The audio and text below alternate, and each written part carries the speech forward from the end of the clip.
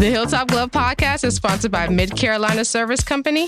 Mid Carolina Service Company is the first name to search for your residential or commercial HVAC needs in Lexington and surrounding areas.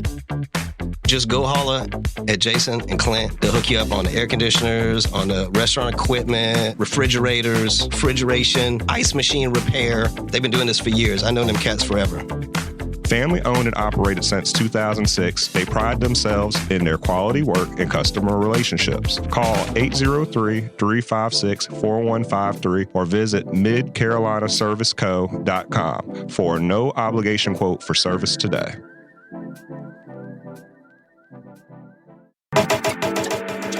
The Hilltop Glove Podcast is sponsored by True Brilliance Entertainment. True Brilliance is a production, promotions, and management company dedicated to connecting artists and producers across the Carolinas to music industry professionals. Several of their clients have placements both domestic and internationally as a result of their services. Are you an artist or producer looking to build meaningful relationships within the music industry? Then True Brilliance is for you. Check them out at paramilitary.com. That's spelled P-A-I-R-A military.com. This episode of the Hilltop Glove Podcast is sponsored by Bob's. Bob's is a Columbia-based retailer of over 100 Black-owned products from 20 Black-owned businesses. Bob's offers a wide range of items from household cleaning, cosmetics, and everything in between. With every visit to Bob's, you support Black-owned businesses, giving them the opportunity to grow and establish connections with our community. Bob's is located inside the Noma warehouse at 2222 Sumter Street in Columbia, South Carolina. Visit their website, weshopbobs.com for in-store pickup or to find out more. Bob's can also be found via social media on Instagram, Facebook, and TikTok at weshopbobs. When you stop by, tell them the Hilltop Glove sent you. Bob's brings quality Black brands to the Columbia community.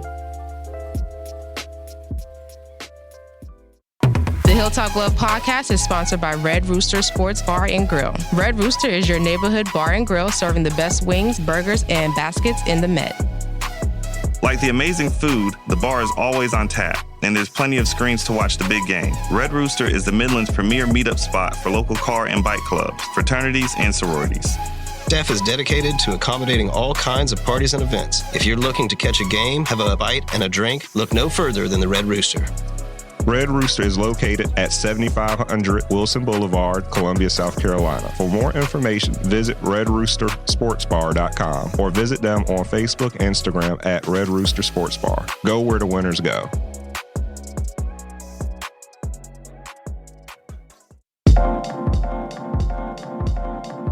Welcome to the Hilltop Glove Podcast. Welcome to the Hilltop Glove Podcast. Welcome to the Hilltop Glove Podcast. Welcome to the Hilltop Glove Podcast.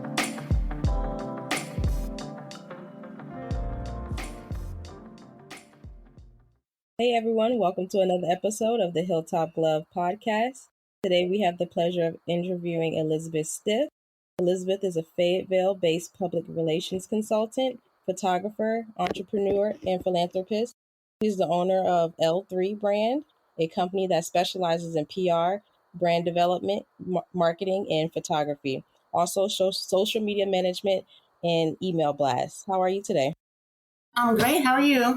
I'm doing good. We're also co-hosting with Mike and Skip. So how are you guys today? What's up? So Elizabeth, can you tell us more about your brand and how you got started with everything? Well, first of all, thank you all for having me today. And I just had a dream when I was younger. I was a teenager, maybe about 14 years old. I got into audio engineering just by watching artists do their craft. And I was also working on the street team for the local radio station and promoting. And I just wanted to take that to the next level and figure out how I could bring that into my own. So I really got into marketing and connecting with people, networking, the music and entertainment side of things with creating my own studio once I got a little bit older, maybe about 3 years later. And from there, I went and got my business license and began to really explore the promotion industry and it kind of took off from there, to be honest. Once I got to that point, I just met so many different people. Those relationships started building. I traveled wherever I wanted to go to get to know folks that were experts in my field. And that's how I got into the PR area. Cool. So did you do any schooling or? Not specifically for what I turned out to get into. My degree was actually at Fayetteville State University in Management Information Systems. I utilized that. However, I'll be honest, I was bored with it. So I wanted to go after my passion. Okay, cool. Because I'm like, is she self-taught or is she just a people person? Just wondering. So I know as a public relations consultant, you play many roles such as arranging press conferences and writing speeches. How are you and where did you develop the skills necessary for that demanding job? Because I know it's kind of like you're all over the place, but you're handling everything. Definitely. That's the best way to put it as well. I really, like you mentioned, I am self-taught to a certain extent, but I also learned, of course, from watching others that were the best in the game.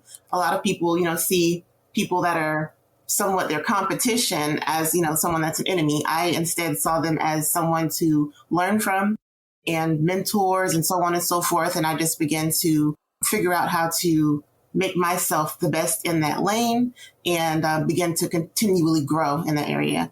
But yes, I've learned from watching different folks really harness in on what they do best and just jumping in there. I'm a believer in jumping in without waiting around or thinking about it too hard and figuring it out.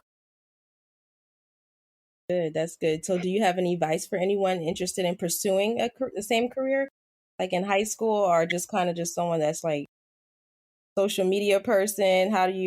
What kind of advice would you give to them? I would tell them, first of all, you have to be able to get out of your comfort zone, have to be able to speak and tell people who you are even before you figure it out. I know that sounds weird, but a lot of times folks will wait until somebody else gives them a proclamation or tells them, hey, you're this person, you're the best in this area. Sometimes you have to speak it for yourself and begin to move in it. Yeah. And so with that, I'd say the best thing that I could tell anybody if they want to get into the field, watch other people who are excelling in that area and do your own study. Just get out there and go in the room with the people that you think may be the sharks or the bosses and watch how they move and then figure out your lane. Now, do you have like a mentor in this area or do you just watch people and just learn from their mistakes and progress? I'm going to say I've learned from so many different people over the years. I've met a lot of promoters. I've met a lot of marketing specialists, people that really just know how to connect and network. So I can't really pinpoint to just one person. I will say someone that I definitely do look up to and I have a lot of respect for is a good friend of mine, Ashante from Eyelash Vision. She's incredible. She has an incredible story.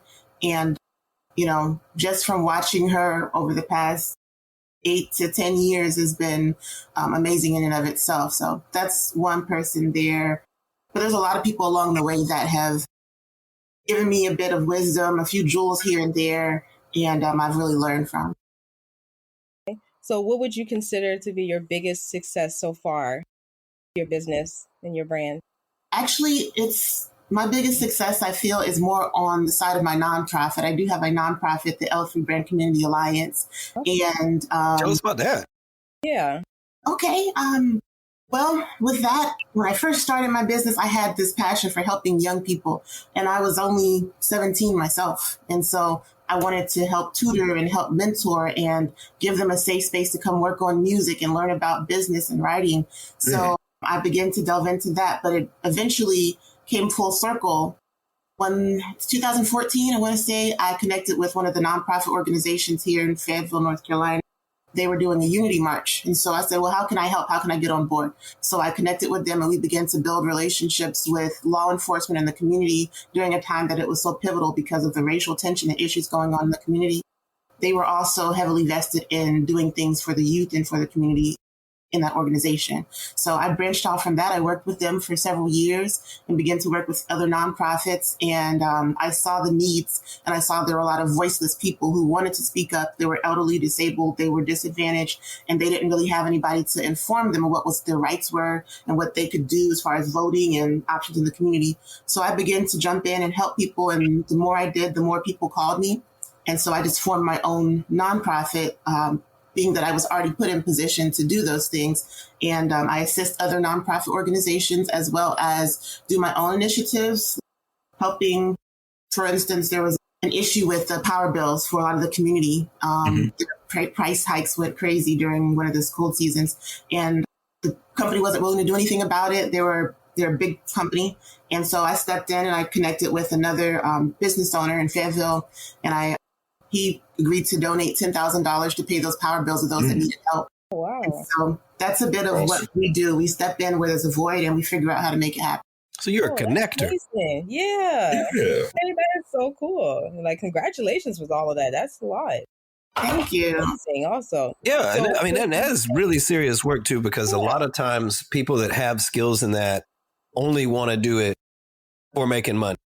And nonprofits have such a huge need for, a lot of times in the nonprofit world, we kind of like, I don't know, it feels bad asking people for money all the time. Right. But somebody told me the other day, like you are helping with this because it makes you feel good. You enjoy changing things and trying to improve the world. Why would you deny other businesses the right? But when you're asking people for help, that's really what it is. So that's I like you bridging the gap with the elderly and informing them. That's amazing. But still still doing stuff with the youth. Like, that's a lot.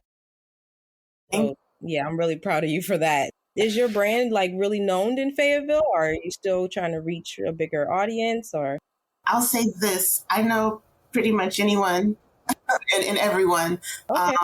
And so I've always got room to grow in any area. I've never tried to make myself bigger than anything, because at the end of the day, I give credit to God for everything.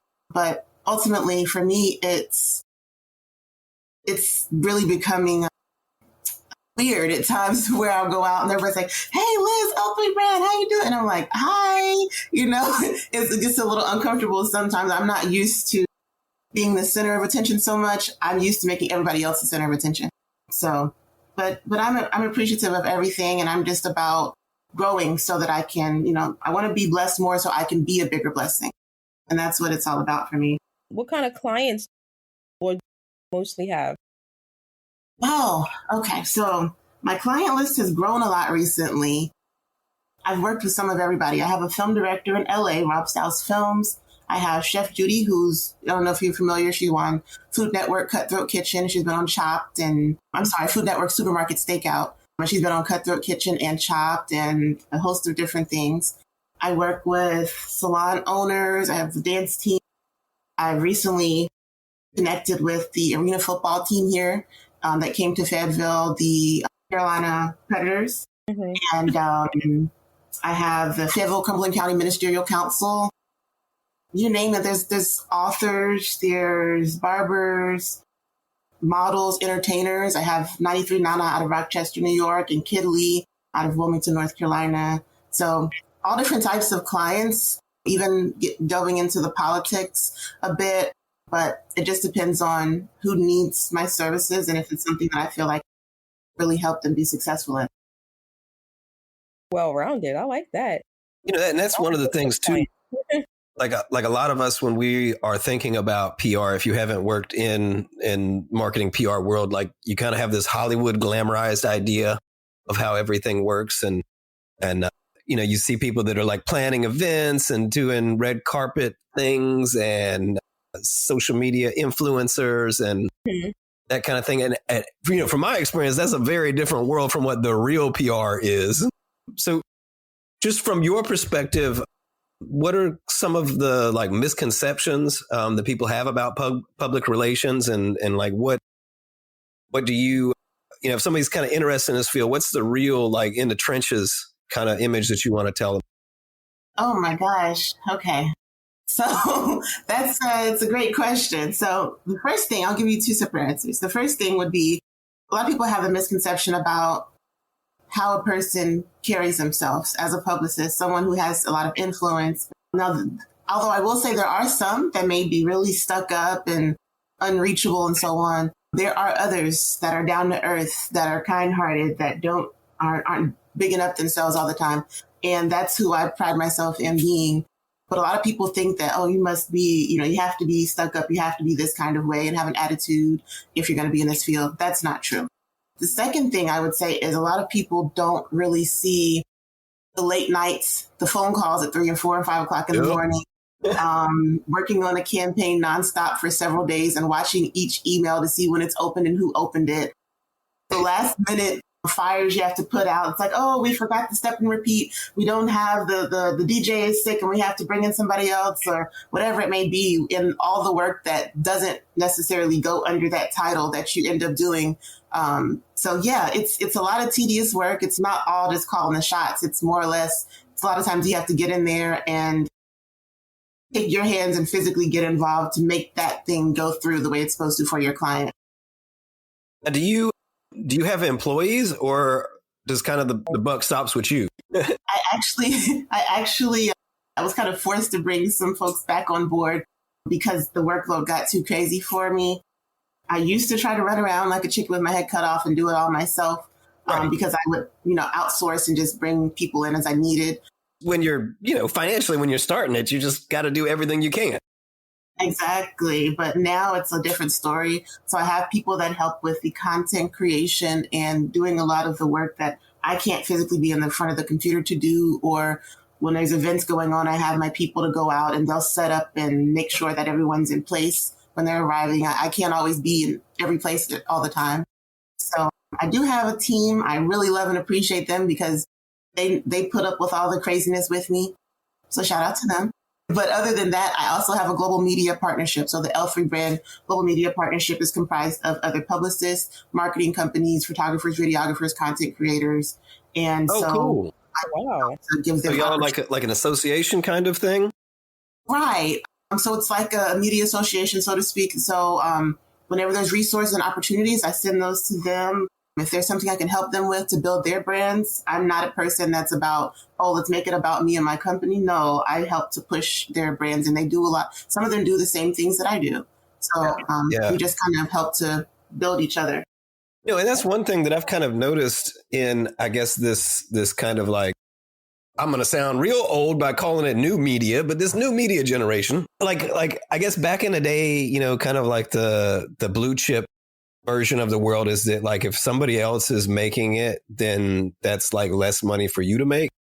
Yeah. But I feel like our newer version of everything is that like if there are more, particularly from advertising marketing perspective is what I'm talking about, and web specifically, but like if there are more good websites out there, if there are more good marketing and good advertisements, then that means that your clients want more good, like the more other companies are doing it right, the more people are going to want to hire us because it just kind of makes a more active community. It's almost like, a gardening where you want more life, you want more microbes and more bugs and more things to live there so that to go on. Right. Are you finding that that's kind of the case with people that you interact with, that they're kind of like a rising tide floats all ship? Something similar to that. Yeah. All right. I think that the more we create awareness of what the benefits are for having people like a publicist and a marketing team, the more that people do reach out. A lot of times there was a misconception before where they'd say, oh, I can do it all myself. I can do my own marketing and I handle my social media. But it's like, hey, but are you really doing what's going to be best for you and your brand, or are you shortchanging yourself? Right. And I feel like because there's tools now, like people can look up how to write a press release and they can write it, and people can download an app that lets them design their own ads. This is where we're at because, everybody's like, well, COVID brought around everyone starting their own businesses from home. And a lot of that was people, whatever they could on their own. And then, but as you grow, there is a certain point where you need to outsource this stuff just so you're not doing it, but you also need to outsource it to somebody who can do it like, well, right? Right. There's a big spectrum between getting it done and doing it awesomely. Yes, there's the importance of actually having a PR person? Because some people don't know. Yeah. Wow. So that's something I love to share with people, but I hate it at the same time because a lot of people feel like you're trying to sell them something. And with me, I don't like sales. A lot of people don't know that about me. I hate sales. And so I'm the type of person that just tells you the truth and you can do with it what you may. And so with PR, people don't see all the things that we have to end up doing. And so they'll say, well, I can handle this. I can take care of it. And then they end up there and their event or their campaign explodes in their face. And so it's so essential to have a publicist that can not only speak on your behalf, but help you to get those ideas into reality. It's important to look professional because if you're speaking, answering your own phone calls, you're responding to your own emails, and if you're booking yourself and so on and so forth, a lot of times it doesn't look as crisp. So you need to add that additional layer. One thing I also will tell people is in order to really be seen as successful, unfortunately, you have to create a layer of separation between you and the people that want to reach you. And so if you don't create that layer of separation, people will feel like you're still on a certain level. Your worth maybe is not where it needs to be. But when you are out of reach just a bit, if you have someone that's in place to help you to handle your professional business, it definitely makes things a little bit easier for you. So people say, okay, well, they're on top of their game. They've hired someone. They have someone in place to do this. So that's one side of it. The other side is, as a publicist, our job is to create a certain image for you or for your company or for your brand or whatever it may be, if it's an event even. And can't necessarily do that from the perspective of just looking from the inside. You have to have someone on the outside looking in to say, you know what, this is a good look. This might make you look like this right here. Let's connect you with this person over this direction. Your connections by themselves may be okay, but it's always great to have someone else to introduce you to other lanes and to really put you in a different spotlight. Just like telling yourself or telling someone I'm a good person versus someone on the outside saying, hey, this is a good person. Let me show you why. Like just representing you and introducing you to, like, I like that. That's a very important job. So how do you handle it all, like mentally?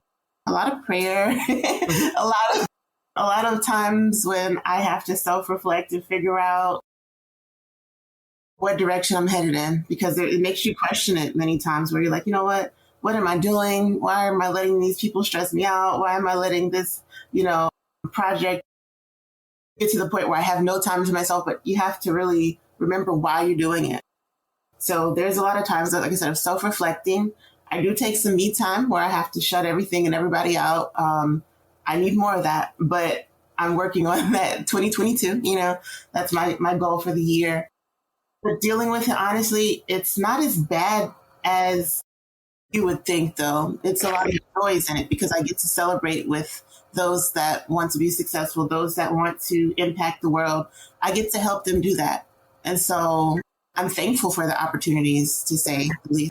Yeah, it's one thing we've talked about on the show before is that, like creative work, I consider, let me not just blanketly annex everybody into my worldview. I consider creative work energy work.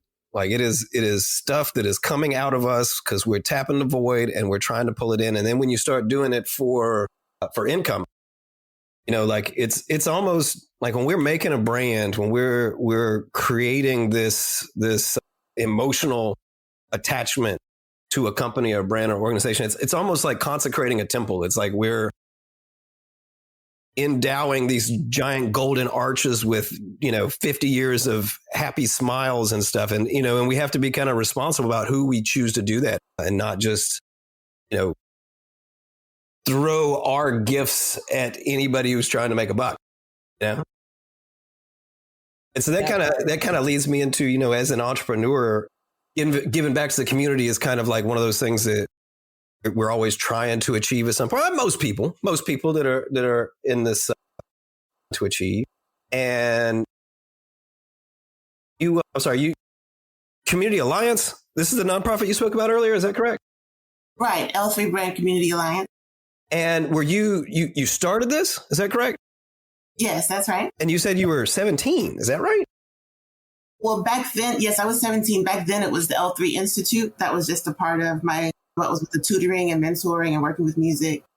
But I didn't really bring it into a full nonprofit and make things make sense for it until I'd say 2014. I think that's when I first brought things professionally together. Yeah, because that is like I'm actually working with an organization right now that this is their first year as a 501c3, and building all that structure is a step. Yeah. So I guess,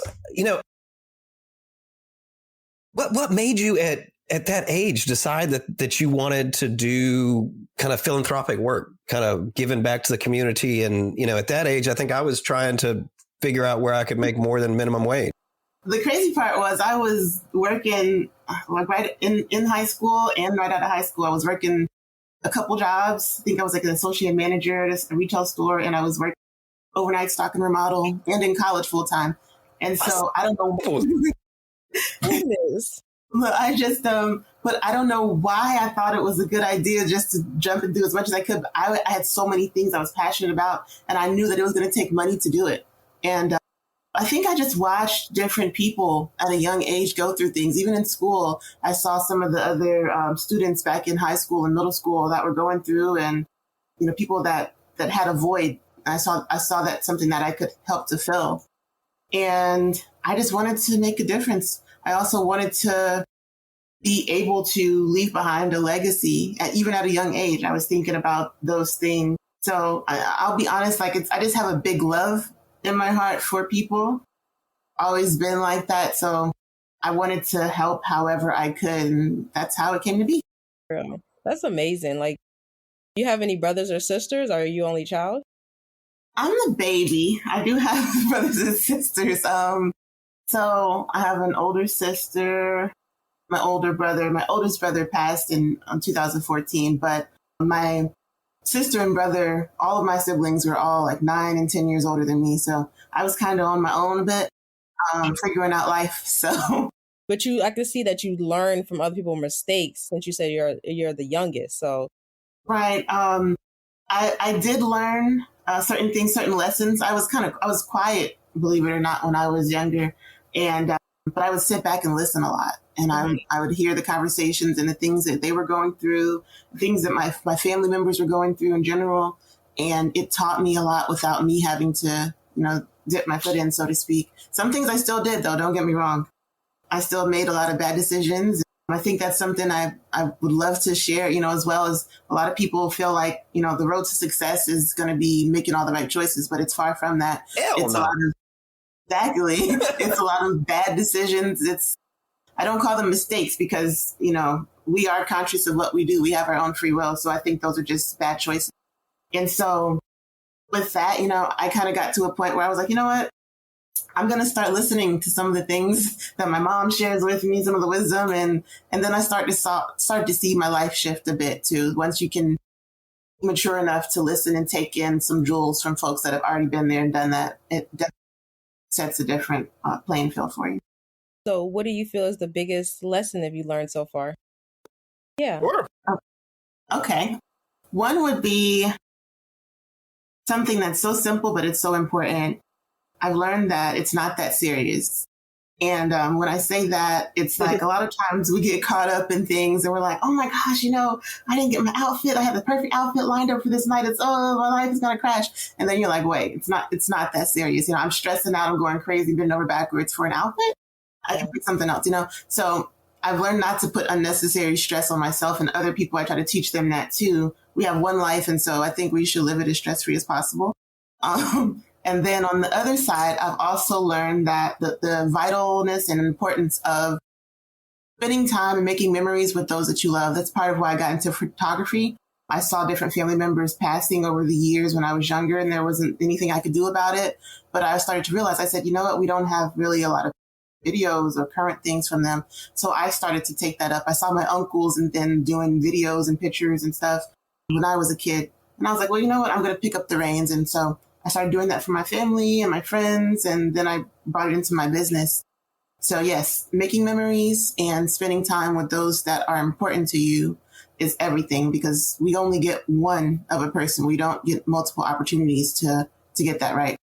Right. I'm glad you see the importance of that, because with your job, it could be like very head driven and work oriented. So I'm glad that you find balance in everything, but still in a creative way. So do you like being in front of the camera, or are you just like more behind the camera? Are you hands-on? What area do you like the most? I like capturing the moments for everyone else.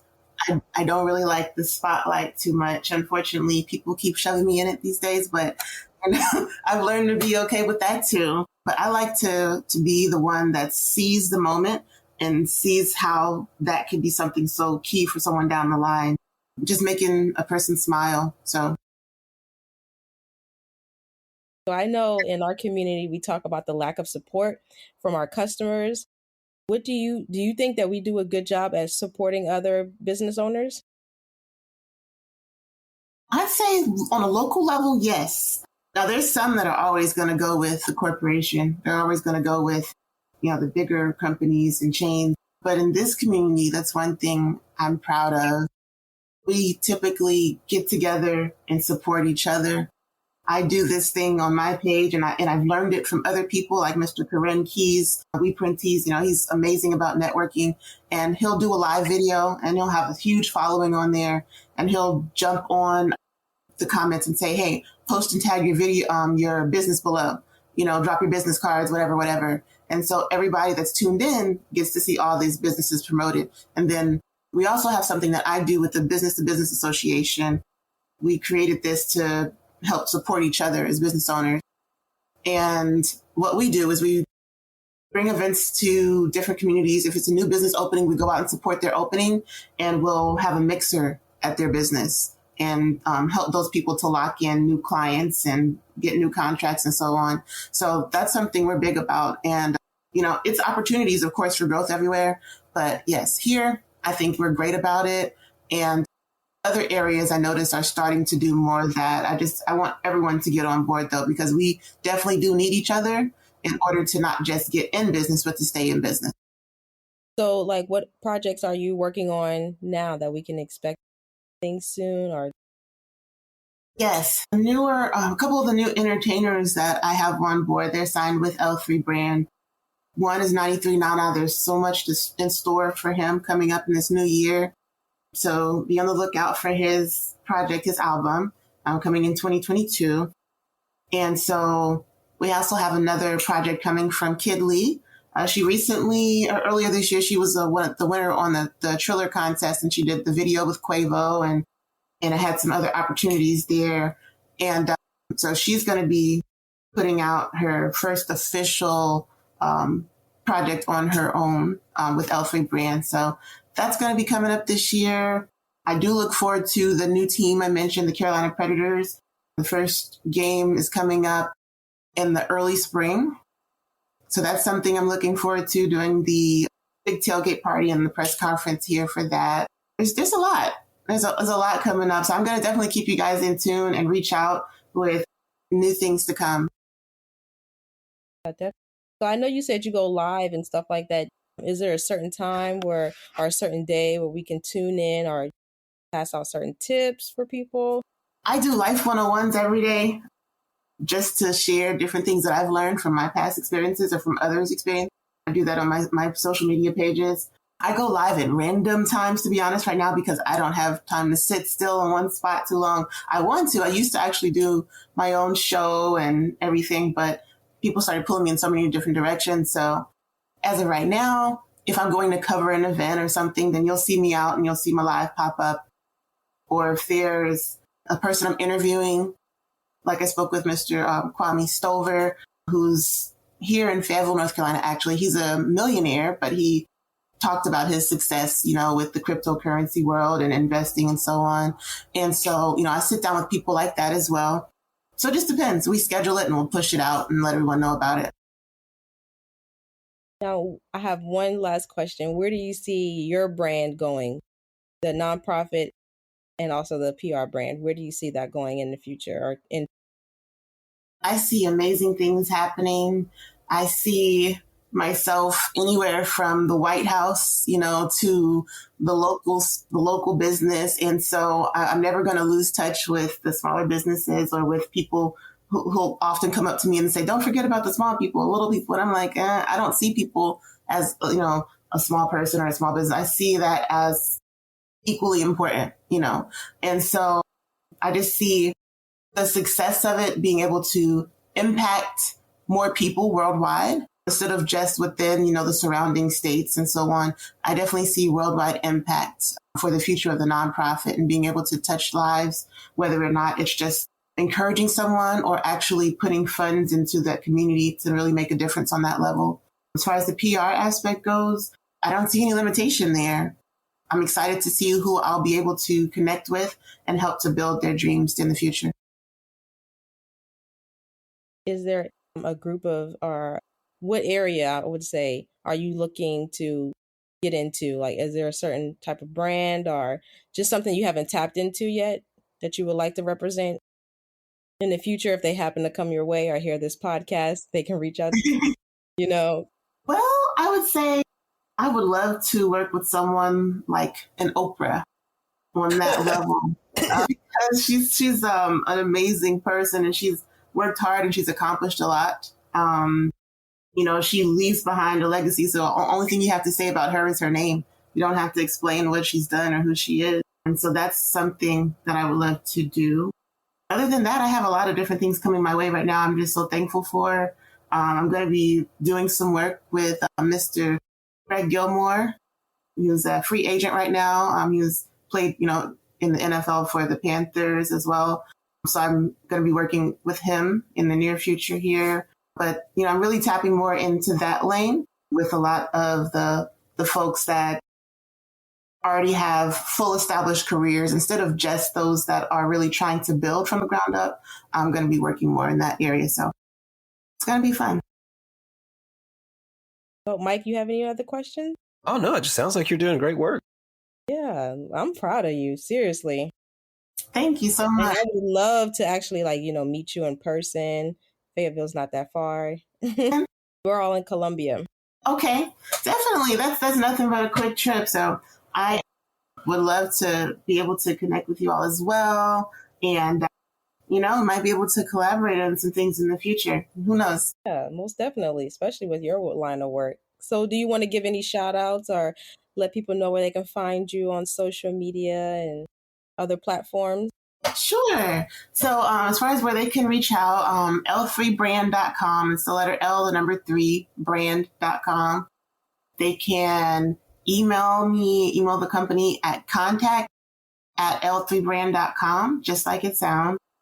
Other than that, I would love to shout out my amazing, the L3 Brand Community Alliance supporters and sponsors, all of the people who constantly share and refer people to my company. Thank you so much. Shout out to my mom. She's my biggest supporter and that's someone who's down for whatever I'm doing.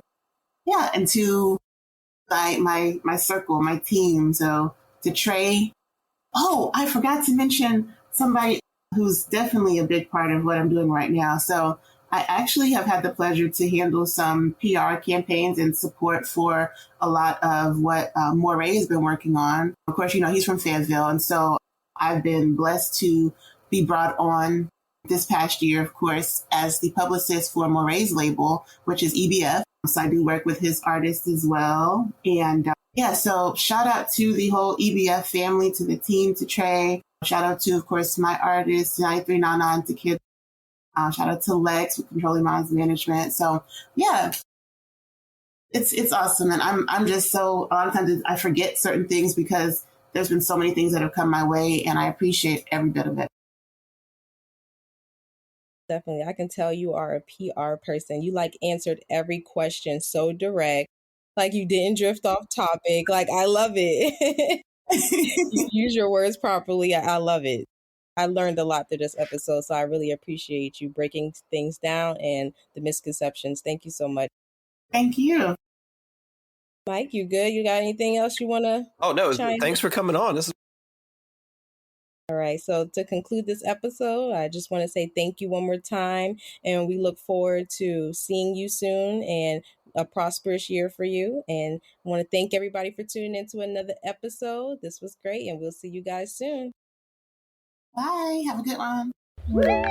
That's it for today's episode of the Hilltop Glove Podcast. Make sure to subscribe to us on Apple Podcasts, Google Podcasts, and other platforms. Also follow us on Instagram and Facebook at Hilltop Glove.